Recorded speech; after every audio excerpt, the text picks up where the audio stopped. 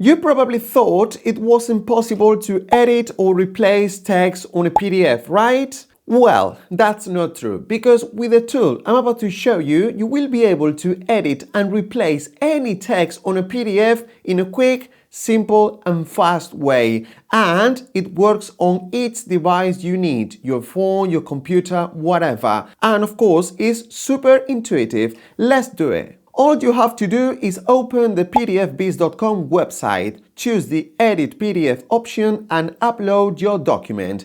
Then you just click on Edit Text.